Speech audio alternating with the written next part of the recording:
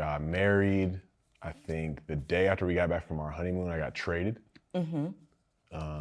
And so it's like never really getting to, I guess, really spend time with each other, know each other like that. And then being out here on the East Coast most of the time, and really just having life just hit me like out of nowhere. Like I got traded to the Giants, and you know, I'm thinking, like I have all these thoughts, like this could be a great, you know, a change of scenery changed my life before with football. This could be another one that could take it to a new level. I still feel like I had a lot more left in the tank. But then coming to the realization that I really don't. And really just finding myself probably for like the third time of like, I'm in a situation where it checks all the boxes. Maybe the situation being culturally, like I just signed a year before a contract to be, at the time was the highest paid for my position ever in the history of the league. As a tight end. Yeah. Wow. And then I'm married to this person that is very well known and stunningly beautiful. Yeah, but it's just like, why does it feel like I'm checking boxes?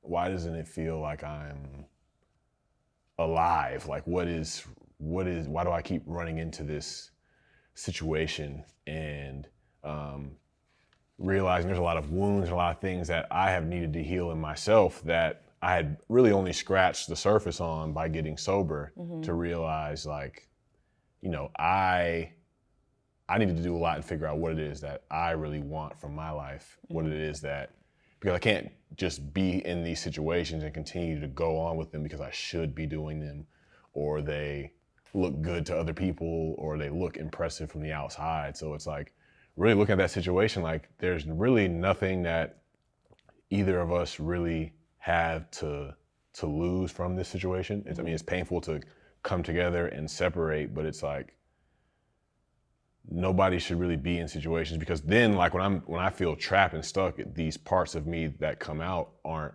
attractive parts of me that come out. Yeah. They're the parts of me that I'm trying to distance myself from. And did you think that she was gonna be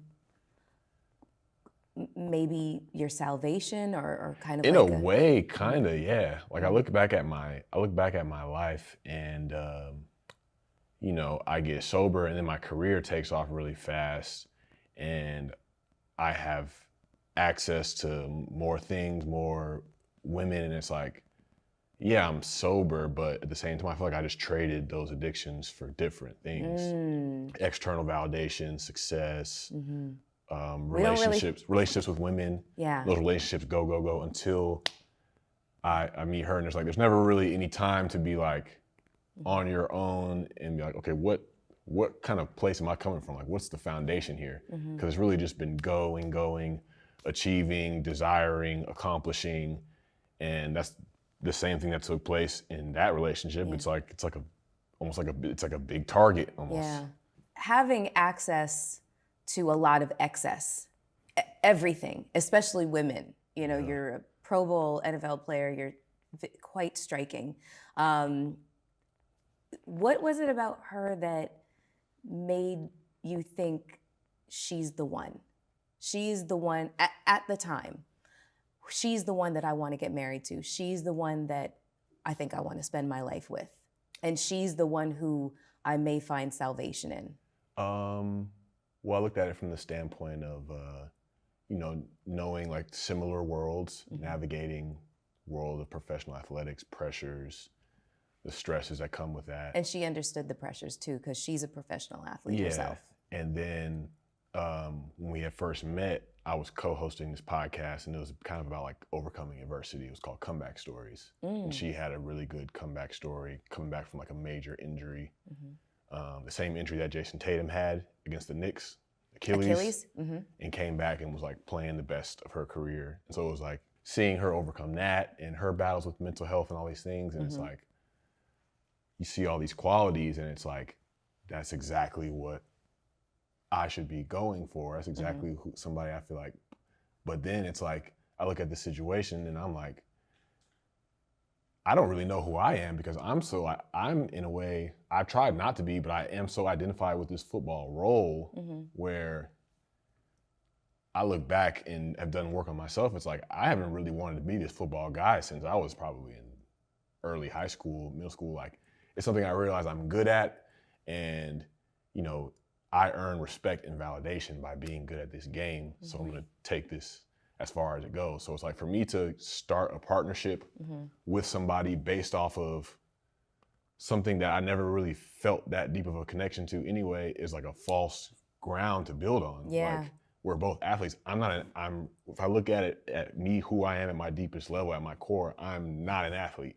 Like, I've been in the game and like put time in and had a career and everything. But like, you'd lost your passion for it? Yeah, because if I'm Darren Waller, I'm the athlete, my life is over at 32 if I approach it from that standpoint, which I'm not. Yeah. So it's like, I didn't have the ability at the time to look long term. It's just like that initial rush and feeling almost like an addiction almost, to where it's like, oh, this is it, this is the one, without really laying the groundwork for eternity, I guess you could say. Yeah, I had, my questions are all over the place here. So My life has been all over the place. It really is. Like, I'm just not even going to try and even, structure this interview in any way, shape, or form. I'm just going to kind of throw questions out at you because they range in, within the realm of spirituality, mental health and addiction, introspection. And so you mentioned something about your identity as a football player. I've dated a couple. I was engaged to one. And I would say that the beginning of the end of our relationship was when he knew that he was being put out to pasture. He knew that his career was starting to fade, but he wasn't ready to let go of it because so much of his identity was ensconced in that number on his back. And that's not an uncommon story. Right. That happens. That is the story of a lot of athletes that really struggle with a sense of identity outside of the profession that they play. And you never had that same struggle? Or did you? I feel like my road was so bumpy, I couldn't have afforded to think that I could have this stable identity in football. Like, my junior year in high school, I got kicked off my basketball team. I got suspended twice from my college team for football. I got suspended twice on the Ravens. One of those was a year-long suspension. So it's like, I'm always this dude that's like doing things behind the scenes that's like, I'm about to be out of here. Like, this is going to be over at any moment. I don't even know how this is really continuing to even be a thing. Investment. Investment. The NFL really, they think about the investment that they've put into you. And so it, in a way, it will help to excuse, bad behavior. I mean, we see it every single day. Yeah. So. I think it was just like my talent that kept me around a lot of the time. But yeah, so like, I got my third year in the league, which would have been my first year starting, I got banned from the league for at least a year. It ended up being 14 months for just like substance abuse, failing drug tests, getting in trouble. And I went to rehab, and I was working at Sprouts Farmers Market when I got out of rehab. So It's like a lot of dudes that like have I'm the NFL player bravado or identification. Like, bro, I was making $11 an hour. Their ego would never allow them to do what you did. Exactly. A lot of people would never be able, their ego would not allow them to do what you did, going from an NFL player to counter service, cashier at Sprouts. You know what I'm saying? So then I get back into the league 18 months after I finished working at Sprouts. I signed a 3-year, $27 million contract with the Raiders in Oakland in 2019. And then 2022 is like 3 for 51. It's like, I have a different appreciation for money and a different appreciation for like this career. It's like, okay, cool. Like, I'm getting out of my own way and allowing my gifts to take over now.